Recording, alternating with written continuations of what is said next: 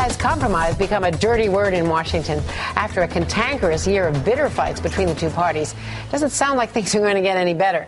Listen to what President Obama had to say just last week at a retreat for House Democrats.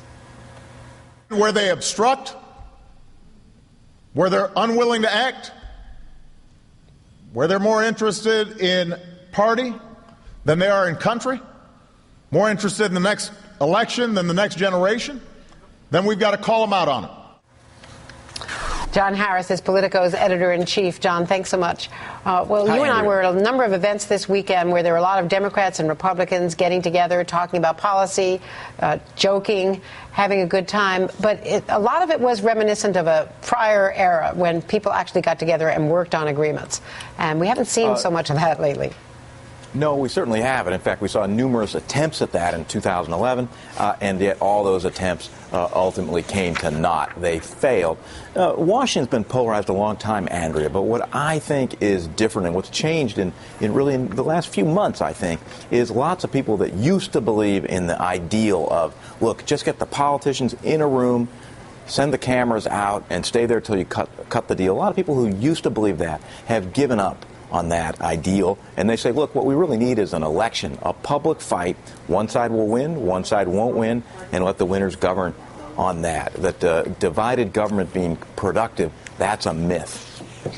Wasn't that the original premise behind Joe Biden getting together with both sides over at Blair House and sitting and talking and working through problems, and then again the agreements that supposedly John Boehner and the president were negotiating?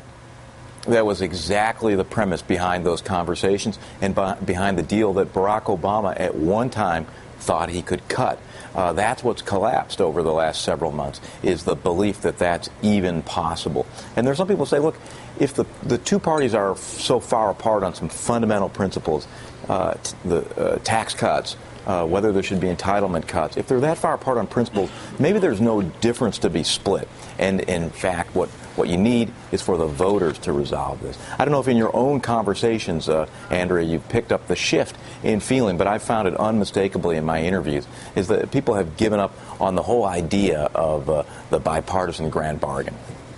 And both sides have. I mean, it's very easy. It's conventional wisdom to say, well, there was a three-legged stool. You had Senate Republicans and Democrats in the Senate, as well as House Democrats willing finally to go along, despite resistance from some in the House Democratic caucus initially, but that the whole problem was the Tea Party, 87 freshman Republicans, and Cantor perhaps vying for the Speaker's job and pushing John Boehner.